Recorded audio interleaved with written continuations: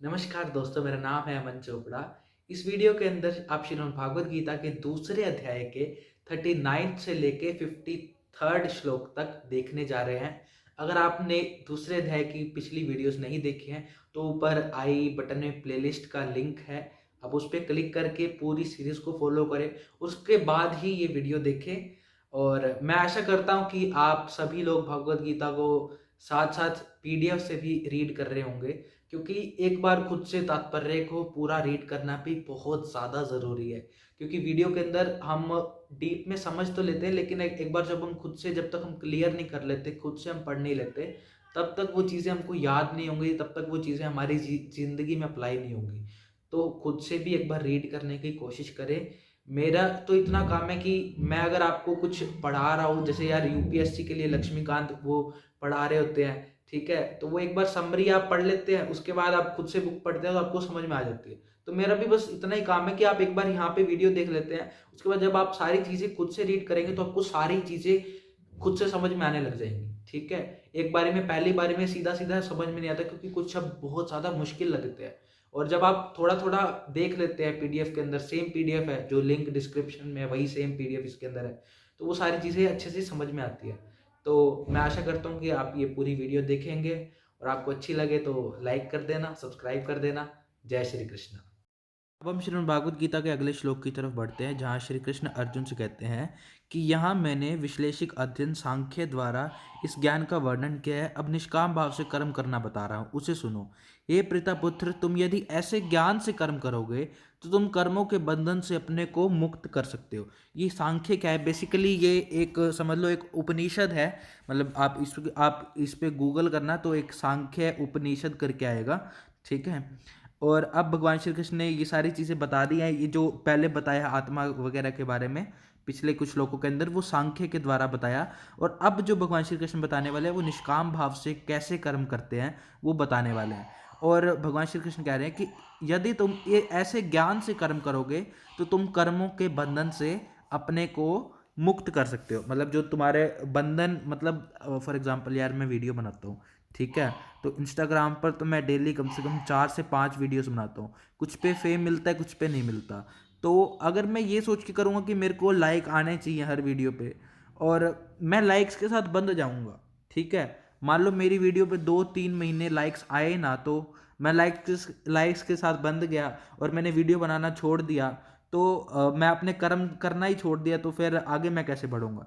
तो भगवान श्री कृष्ण यही बता रहे हैं कि यदि तुम ऐसे ज्ञान से, जो आगे कुछ लोगों के अंदर ज्ञान वो बताने वाले हैं, ऐसे ज्ञान से कर्म करोगे तो तुम कर्मों के बंधन से अपने को मुक्त कर लोगे, ठीक है? मतलब अगर उस ज्ञान से अगर मैं कर्म करूंगा तो मेरे पास लाइक्स आ रहे हैं नहीं आ रहे, मतलब निष्काम भाव के बारे में अभी निष्काम भाव से कर्म करना बताने वाले हैं। तो निष्काम भाव से अगर मैं वीडियो बनाता रहूँगा तो एक ना एक दिन तो गारंटेड सक्सेस मिलेगी। और मुझे ये लाइक्स फॉलोअर्स का ये जो चस्का है, ये मेरा कम हो जाएगा, ठीक है? ये क्रिएटर्स के लिए बता रहा हूँ, मेरा तो बिल्कुल हट चुका है, क्योंकि दिन में मेरे को 5 से 10 वीडियोस मैं डालता रहता हूँ इंस्टाग्राम रील्स के ऊपर भी। हमारी भागवत गीता चल रही है और 20 श्लोक हमने वहाँ पर भी कवर कर लिया है। चलो अगले श्लोक की तरफ बढ़ते हैं। इस प्रयास में न तो हानि होती है न ह्रास, अपितु इस पथ पर की गई अल्प प्रगति भी महान भय से रक्षा करती है। अब भगवान श्री कृष्ण बता रहे हैं कि इस तरह से क्यों कर्म करना चाहिए, उसके फायदे बता रहे हैं, ठीक है? इसमें कोई हानि नहीं होती। और इसमें अगर आप इतना सा भी काम करते हो तो भी आपको, मतलब बड़े भय से आपकी ये रक्षा कर सकती है, ठीक है? अब उसकी कुछ एडवांटेजेस बता रहे हैं कि ऐसे इससे क्यों कर्म करना चाहिए निष्काम भाव से। जो इस मार्ग पर चलते हैं वे प्रयोजन में दृढ़ रहते हैं और उनका लक्ष्य भी एक होता है। हे करुनंदन, जो दृढ़ प्रतिज्ञा नहीं है उनकी बुद्धि अनेक शाखाओं में विभक्त रहती है। भगवान श्री कृष्ण कह रहे हैं जो दृढ़ प्रतिज्ञा, जो फोकस्ड नहीं है, ठीक है, उनकी बुद्धि अनेक शाखाओं में विभक्त रहती है। और जो इस मार्ग के थ्रू अपना कर्म करते हैं वो लोग अपने प्रयोजन में, जो उनका लक्ष्य है, जो उन्होंने लाइफ का उनका गोल है, उसमें और ज़्यादा दृढ़ता पूर्वक आगे बढ़ते हैं, और ज़्यादा फोकस तरीके से और ज़्यादा अच्छे तरीके से वो आगे बढ़ते हैं। अल्पज्ञानी मनुष्य वेदों के उन अलंकारिक शब्दों के प्रति अत्यधिक आसक्त रहते हैं जो स्वर्ग की प्राप्ति, अच्छे जन्म, शक्ति इत्यादि के लिए विविध सकाम कर्म करने की संस्तुति दे देते हैं। इंद्रिय तृप्ति तथा ऐश्वर्य में जीवन की अभिलाषा के कारण वे कहते हैं कि इससे बढ़कर और कुछ नहीं है। जो अल्पज्ञानी होते हैं ना, देखो कलयुग के अंदर मोस्टली लोग अल्पज्ञानी होते हैं, ठीक है। वो जाएंगे जी पंडित जी के पास, जी कहेंगे जी हमारे को ये यज्ञ कर दो, हमारे को ये यज्ञ कर दो कि हमको स्वर्ग मिल जाए, काफ़ी है। उनको पता ही नहीं है कि स्वर्ग से ऊपर बहुत सारी चीज़ें होती हैं यार। बैकुंठ धाम होता है, ठीक है, और मुक्ति धाम होता है, सूर्य लोक होते हैं, मतलब कितने सारे इनफाइनाइट लोग्स हैं, ठीक है। अपने को पता ही नहीं है कुछ भी। तो ये अल्पज्ञानी लोग होते हैं, इनको सिर्फ स्वर्ग के बारे में पता है। और ये लोग ना वेद भी अगर पढ़ेंगे तो ये सिर्फ उन्हीं शब्दों की तरफ ज़्यादा ध्यान देंगे जो हमको स्वर्ग कराने के, स्वर्ग में जाने के रास्ता दिखा रहे होंगे। मतलब कि ये वाला वेदों के अंदर कुछ यज्ञ बता रखे हैं, जैसे एक यज्ञ होता है ज्योतिषोम, ये मैंने इसी किसी तात्पर्य के अंदर पढ़ा था। वो ज्योतिषोम यज्ञ होता है और वो करने से हमको स्वर्ग मिल जाता है, ठीक है। मान लो स्वर्ग मिल गया आपको, तो ये थोड़ा ना कि आप हमेशा स्वर्ग में बैठे रहोगे। जब आपके वो जो आपके जो अच्छे कर्म थे उसका फल खत्म हो गया, ठीक है, फल खत्म हो गया, उसके बाद आप वापस इस धरती पे आओगे, ठीक है। और फिर आपने अगर कुछ अच्छे कर्म करे तो आप फिर स्वर्ग में जाओगे, गंदे कर्म करे तो नरक में जाओगे, ठीक है। मतलब ये चलता रहेगा चलता रहेगा चलता रहेगा। इससे मुक्त होने का यहाँ पर गीता के अंदर साफ साफ बता रखे है। ये इससे मुक्त होने के लिए आपको मुक्ति धाम में, वहाँ वहाँ भगवान श्री कृष्ण के पास आप एक बार पहुँच गए, उसके बाद आपको कहीं जाने की ज़रूरत नहीं है, ठीक है। उसके बाद आप हमेशा वहीं रहोगे। तो ये जो है ना, ये जो चीज़ें हैं, जो अल्पज्ञानी लोग होते हैं वेदों के उन्हीं शब्दों को सुनते हैं जो स्वर्ग की प्राप्ति, अच्छे जन्म, अच्छे जन्म मतलब कि इस जन्म में मैं बड़ा गरीब घर में पैदा हुआ, मेरे को ऐसा यज्ञ कर दो कि अगले जन्म में मैं अंबानी के घर पैदा हूँ, ठीक है, मतलब धनवान के घर, हष्ट हृष्ट पुष्ट घर के अंदर मैं पैदा हूँ, शक्ति मिले मुझे ये यज्ञ करके। तो वो ऐसी चीज़ों के प्रति ही कर्म करते हैं। और इंद्रिय तृप्ति मतलब कि यार हमारी सेंसेस को तृप्ति, फॉर एग्जांपल मतलब जैसे यार आपको हर किसी को सोना चांदी, इसके लिए यज्ञ करते हैं। सोना चांदी क्यों चाहिए, पैसे क्यों चाहिए? अपनी इंद्रिय को तृप्त करने के लिए ना, मतलब अच्छा भोजन खा सके, 5 स्टार होटल में घूम सके। तो इंद्रियां को ही तृप्त कर रहे हैं, हमारी जो 9 सेंसेस हैं उनको ही तृप्त कर रहे हैं वो सारे के सारे। ऐश्वर्य में जीवन की अभिलाषा के कारण वे कहते हैं इससे बढ़कर और कुछ नहीं है, जबकि उनको असली ज्ञान है नहीं कि इससे बढ़कर भी बहुत कुछ है। ये तो कुछ भी नहीं है उसके सामने, ठीक है। जो लोग इंद्रिय भोग तथा भौतिक ऐश्वर्य के प्रति अत्यधिक आसक्त होते हैं, होने से ऐसी वस्तुओं से मोहग्रस्त हो जाते हैं, उनके मनों में भगवान के प्रति भक्ति का दृढ़ निश्चय नहीं होता। जो लोग इंद्रिय भोग करना चाहते हैं, ठीक है, इंद्रिय भोग के अंदर यार मतलब कई सारी चीज़ें होती है, इसके अंदर सेक्स भी होता है और भी बहुत सारी चीज़ें होती है। मतलब अच्छा अच्छा खाना, जैसे यार इंद्रिय तृप्ति क्या होती है, जैसे फॉर एग्जांपल आपके सामने ये बर्गर पड़ा है, आपको आपकी जीभा एक इंद्रिय है, ठीक है, आपको ये मिल गया, आपने खा लिया, आपको कितनी 5 मिनट की तृप्ति मिलेगी, ठीक है। फिर 5 मिनट बाद यहाँ पे पिज़्ज़ा रख दिया, फिर आपको वो भी खाना है, आपकी जीभा को वो भी चाहिए। तो ये जो जीभा है ये कभी तृप्त हो सकती है? कभी तृप्त नहीं हो सकती। क्या हमारी कोई भी इंद्रिय कभी तृप्त हो सकती है? नहीं हो सकती, ठीक है। इनके ऊपर हमारा कंट्रोल ही नहीं है, इनके ऊपर हमारा कंट्रोल ही नहीं है। तो भगवान श्री कृष्ण आगे ये भी बताते हैं कि अपनी सेंसेस को, अपने माइंड को कैसे कंट्रोल करना है। आगे वो सारी चीज़ें भी आएंगी। तो भगवान श्री कृष्ण कह रहे हैं जो इंद्रिय भोग में पड़े रहते हैं ना, उन लोगों के लिए भगवान के प्रति, उन लोगों का मन में भगवान के प्रति कोई दृढ़ निश्चय नहीं हो सकता, जो लोग इंद्रिय भोग करने की वासना रखते हैं, ठीक है। वेदों में मुख्यतः प्रकृति के 3 गुणों का वर्णन हुआ है। अर्जुन, इन तीनों गुणों से ऊपर उठो, समस्त वेदों और लाभ हो तथा सुरक्षा की सारी चिंताओं से मुक्त होकर आत्मपरायण बनो, ठीक है। तो भगवान श्री कृष्ण बता रहे हैं कि वेदों में ऐसे कुछ 3 गुणों के बारे में बताया गया और अर्जुन को बता रहे कि इन तीनों से ऊपर उठो। मतलब देखो वेदों के अंदर मुख्यतः सकाम कर्मों का वर्णन हुआ है, जिससे सामान्य जन कर्मश इंद्रिय तृप्ति के क्षेत्र से उठकर आध्यात्मिक धरातल तक पहुंच सके। कृष्ण अपने शिष्य तथा मित्र के रूप में अर्जुन को सलाह देते हैं कि वह वेदांत दर्शन के आध्यात्मिक पद तक ऊपर उठे, जिसका प्रारंभ ब्रह्म जिज्ञासा अथवा परम आध्यात्मिकता पर प्रश्न से होते हैं। इस भौतिक जगत के सारे प्राणी अपने अस्तित्व के कठिन संघर्ष करते हैं, उनके लिए भगवान ने पश्चात वैदिक ज्ञान प्रदान किया है जो जीवन यापन तथा भवबंधन से छूटने का उपदेश देता है। ठीक है, तो ये जब इंद्रिय तृप्ति से के कार्य यथा कर्म कांड समाप्त हो जाते हैं तो उपनिषदों के रूप में भगवत साक्षात्कार का अवसर प्रदान किया जाता है। ये उपनिषद विभिन्न वेदों के अंश है, उसी प्रकार जैसे भागवत गीता पंचम वेद, भगवत गीता जो है अपना पंचम वेद महाभारत का एक अंग है। उपनिषदों से आध्यात्मिक जीवन का शुभ आरंभ होता है। ठीक है, मतलब मैंने ऐसा पढ़ा था कि 18 उपनिषद होते हैं आई गेस, मेरे को कंफर्म नहीं है, एक बार गूगल कर लेना, चेक कर लेना। और 4 वेद होते हैं और पंचम वेद बोलते हैं महाभारत को। वैसे तो मतलब बेसिकली जो नॉर्मल वेद थे वो 4 थे, बाद में ये महाभारत भी एक पंचम वेद, क्योंकि इसमें श्लोक बहुत ज़्यादा है, 1,00,000 श्लोक है महाभारत के अंदर। ठीक है, तो अगले श्लोक की तरफ बढ़ते हैं। एक छोटे से कूप का सारा कार्य एक विशाल जलाशय से तुरंत पूरा हो जाता है। इसी प्रकार वेदों के आंतरिक तात्पर्य जानने वाले को उसके सारे प्रयोजन सिद्ध हो जाते हैं। वेदों का आंतरिक तात्पर्य कौन बता रहा है? 4 वेदों का सार किसमें है? भागवत गीता के अंदर है। ठीक है, वेदों का आंतरिक तात्पर्य क्या है? भगवान की प्राप्ति। वेदों का आंतरिक तात्पर्य भगवान की प्राप्ति। वो ये नहीं है कि मतलब वो आपको नॉलेज दे दे वेद, आप वेद पढ़ लोगे आपके पास नॉलेज आ जाएगी, भाई ये ऐसे ये काम करो आपको स्वर्ग मिल जाएगा, ये काम करो आपको ये मिल जाएगा, ये काम करो आपको ये मिल जाएगा। ठीक है, पर वेदों को जो आंतरिक तात्पर्य है, जो वेदों का जो इंटरनल रीजन है, वो भगवान की प्राप्ति है। और वेदों का चार वेदों का सार है भागवत गीता।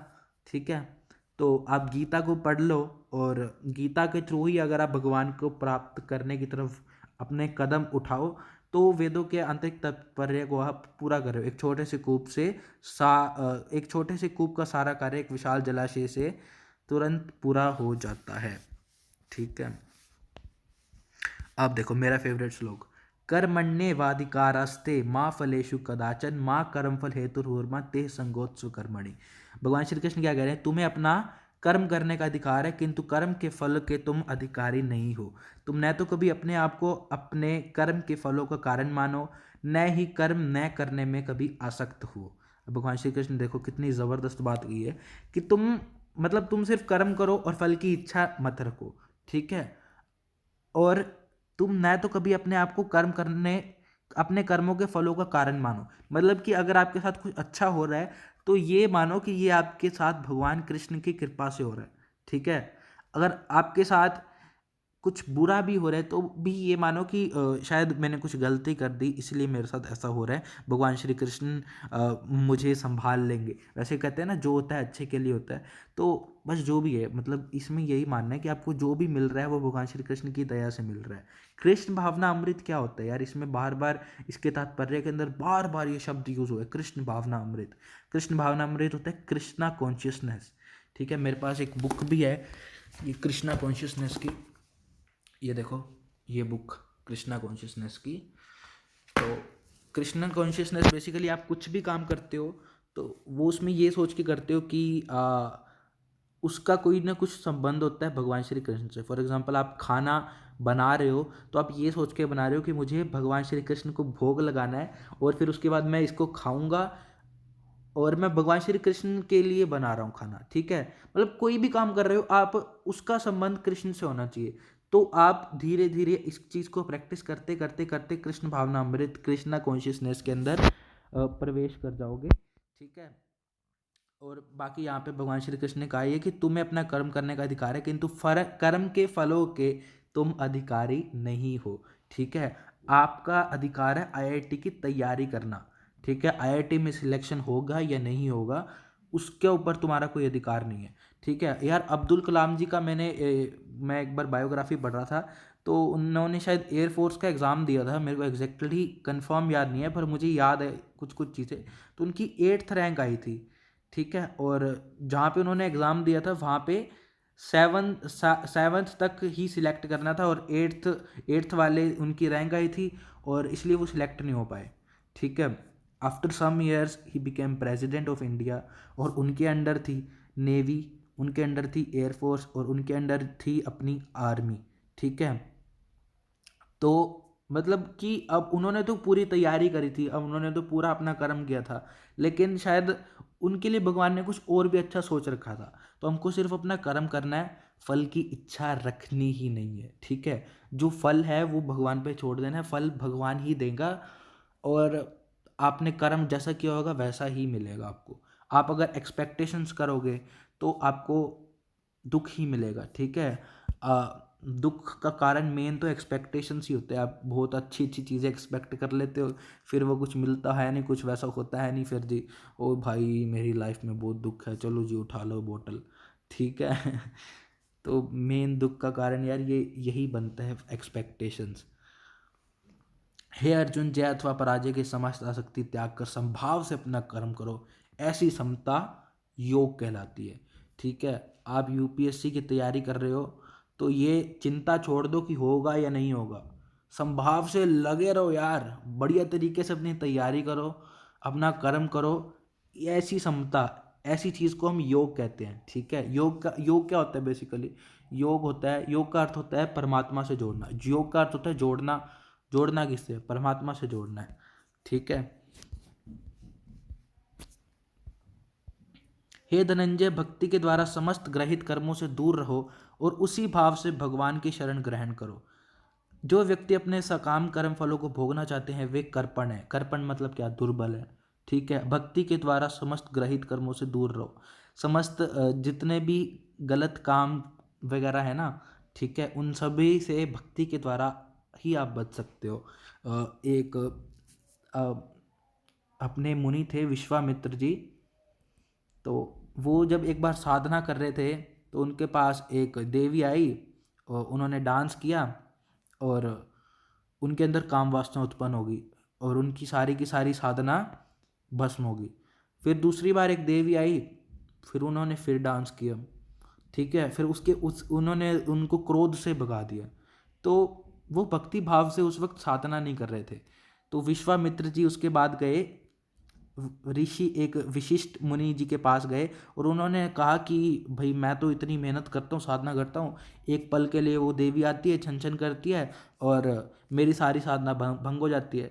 तो वहाँ पर उन्होंने विश्वामित्र जी को कहा कि आप विनीत भावना से, भक्ति भावना से आप साधना करो, भक्ति भावना से अपना कर्म करो और फिर ही आपको सफलता मिलेगी। तो भक्ति भावना से आपको मैंने अपने अभी पहले बताया कि कृष्ण भावना अमृत के अंदर आपको प्रवेश करना पड़ेगा, कृष्णा कॉन्शियसनेस के अंदर, ठीक है। और कुछ भी कर रहे हो उसका ऐसे सोच के करो कि इसका कुछ ना कुछ संबंध है भगवान से, ठीक है, इसलिए मैं ये काम कर रहा हूँ। और मतलब मैं कृष्णा को प्लीज़ करने के लिए, कृष्णा के लिए मैं ये काम कर रहा हूँ, और मेरा और कोई अपने लिए कोई भी मेरा मकसद नहीं है। इससे आप क्या होगे? आप सेल्फलेस हो जाओगे और कृष्णा के लिए जब आप काम करोगे तो आप ग्रेटफुल हो जाओगे, ठीक है। कृष्णा जी का आपके ऊपर बहुत उपकार है, आप इसलिए ग्रेटफुल, आपके अंदर एक ग्रेटफुलनेस आ जाएगी, आप सेल्फलेस हो जाओगे।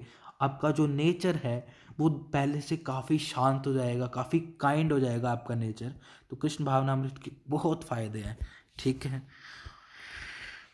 भक्ति में संलग्न मनुष्य इस जीवन में ही अच्छे तथा बुरे कर्मों कार्यों से अपने को मुक्त कर लेता है। अतः योग के लिए प्रयत्न करो क्योंकि सारा कार्य कौशल वही है। मतलब जो बंदा भक्ति के अंदर लगा होता है वो अच्छे और बुरे कार्यों से अपने को मुक्त कर लेता है, ठीक है जी। मतलब उसके लिए सब न्यूट्रल है जी।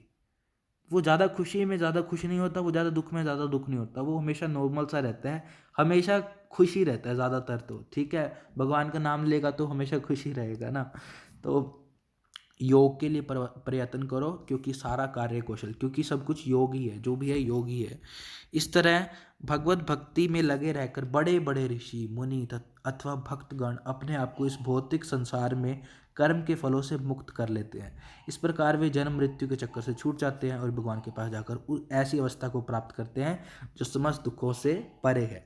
जो भगवत भक्ति में, जो भगवान की भक्ति में लगे रहते हैं बड़े बड़े ऋषि मुनि और भक्तगण, वो अपने आप को कर्म के फलों से मुक्त कर लेते हैं। मान लो यार अब मैं भगवत भक्ति शुरू कर दूं, मतलब मैं ट्राई करता हूँ, कोशिश करता हूँ मैं भी, और अब मेरा जो कर्म है वो मैं करे जा रहा हूँ। एक भक्त है वो अपना कर्म कर रहे, उसको फर्क नहीं पड़ता कि उसका क्या फल मिल रहा है। क्योंकि जब आप कृष्णा कॉन्शियसनेस के अंदर एंटर कर जाते हो ना, तो आप हर काम बिल्कुल परफेक्टली, क्योंकि वो काम फिर आप नहीं कर रहे होते, वो काम खुद कृष्ण भगवान ही कर रहे होते हैं, ठीक है।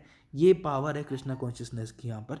तो जो लोग ऐसा करते हैं वो अपने कर्म के फलों से मुक्त हो जाते हैं। उनको फ़र्क ही नहीं पड़ता कि अच्छा फल मिल रहा है बुरा फल मिल रहा है, उनको सिर्फ काम करना है, काम करना है, काम करना है, काम करना है, और अपने कर्म करते करते करते करते उनको गारंटेड सक्सेस मिल ही जाती है, ठीक है। क्योंकि लाइफ के अंदर कभी up down up down up down up down आते रहते हैं।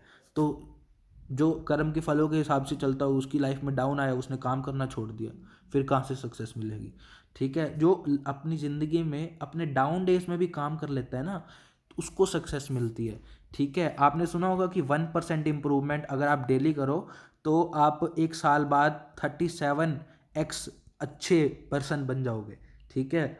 मतलब कि ऐसे ग्राफ जाता है इसका, 1% इम्प्रूवमेंट डेली आप करो एक्सपोनेंशियली, 1.01 की पावर 365, मतलब डेली आपको सिर्फ 1% इम्प्रूव करना है। आप किसी भी फील्ड में हो, आप जिम मारते हो, आप बॉडी बनाते हो, तो डेली सिर्फ आपको अपने आप को 1% इम्प्रूव करने का सोचो, तो आप 37 टाइम्स बेटर हो जाओगे।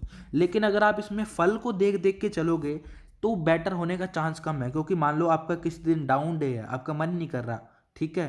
मतलब कुछ बुरा हो गया, आप मतलब कोई रिजल्ट नहीं आ रहा, मान लो एक दिन आपने 10 घंटे जिम मार लिया, रिजल्ट नहीं आया, फिर अगले दिन सोचो छोड़ो मैं क्या करता हूँ, नहीं, ठीक है। यहाँ पर भगवान श्री कृष्ण कह रहे हैं कि हमेशा कर्म फलों से मुक्त रहो, ठीक है। रिजल्ट नहीं आया तो आएगा, एक ना एक दिन तो ज़रूर आएगा, ठीक है। कर्म करते रहो करते रहो करते रहो करते रहो, ऐसी ग्रोथ एक्सपोनेंशियली हो जाएगी जब आप कर्म के फलों से मुक्त हो जाओगे और अपना कर्म करते रहोगे, ठीक है। इस प्रकार वे जन्म मृत्यु के चक्कर से छूट जाते हैं और भगवान के पास जाकर ऐसी अवस्था को प्राप्त करते हैं। मैंने बताया था बैकुंठ धाम होता है किंगडम ऑफ गॉड, ठीक है, और जहाँ पर दुख नाम की कोई चीज़ नहीं होती है। चलो आगे चलते हैं। जब तुम्हारी बुद्धि मोह रूपी सघन वन को पार कर जाएगी तो तुम सने हुए तथा सुनने योग्य सबके प्रति अनयस्क हो जाओगे। तो एक बार प्रभुपाद जी से किसी ने पूछा था कि आप ऐसा कैसे बोल लेते हैं कि जो सीधा लोगों के दिल पे लगती है बात, ठीक है। ऐसा मैंने भी काफ़ी चीज़ों में सुना है कि यार ये जो मोह है ना, मतलब ये जो काम वासना होती है, जो बंदा इससे जितना ज़्यादा दूर होता है वो कुछ भी बोलता है तो वो बहुत ज़्यादा इफ़ेक्टिव, उसके बाद बहुत ज़्यादा इफ़ेक्टिव होती है, ठीक है। ये जो जिस बंदे के अंदर जितनी कम काम वासना होती है, क्योंकि ये जो आपका स्पर्म है बेसिकली यार ये शरीर के अंदर वेपर्स के रूप में रहता है, ठीक है। और इसमें इतनी पावर है कि ये एक नई बॉडी को भी प्रोड्यूस कर सकता है। तो जो व्यक्ति जितना इससे दूर रहता है ना, ठीक है, तो वो उतना ज़्यादा प्रभावशाली बन जाता है, ठीक है। मतलब कि अ, बहुत ज़्यादा वो प्रभाव डाल सकता है, वो मतलब सिंपल सी बात को भी बोलेगा तो भी वो बहुत ज़्यादा प्रभाव डाल सकता है, अपनी बातों से किसी को इन्फ्लुएंस कर सकता है। तो तुम सुनने हुए तथा सुनने योग्य सबके प्रति अन्य अन्य मनसक हो जाओगे, ठीक है। तब तुमको लोग सुनने लग जाएंगे, तब तुम एक बढ़िया इन्फ्लुएंसर, बढ़िया स्पीकर, क्योंकि फिर उसके बाद तुमसे बढ़िया कोई स्पीकर हो ही नहीं सकेगा, क्योंकि तुमने अपने ऊपर कंट्रोल कर लिया, अपनी काम वासना को अपने कंट्रोल कर लिया, ठीक है। आप फिर दुनिया कंट्रोल कर सकते हो, ठीक है।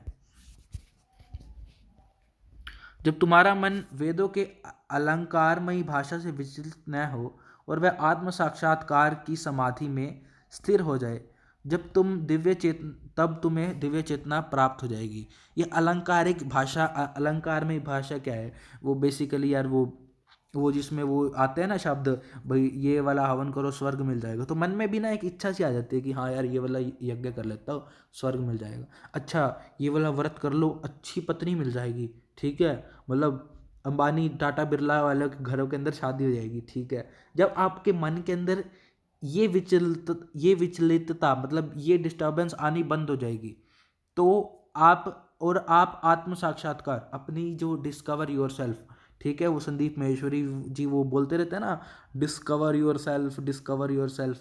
क्या होता है वो आत्म साक्षात्कार? जब आप अपने आप को डिस्कवर करने में लग जाओगे, अपनी आत्मा के बारे में जानने के लिए, ठीक है, तो वो सारी चीज़ें जब आप उसमें जब स्थिर हो जाओगे, समाधि में स्थिर हो जाओगे, तब आपको दिव्य चेतना प्राप्त हो जाएगी। मतलब जो हमारी ये जो चेतना है, जो हमारी बुद्धि है, वो भी क्या है, गंदी है, कंटामिनेटेड है, ठीक है।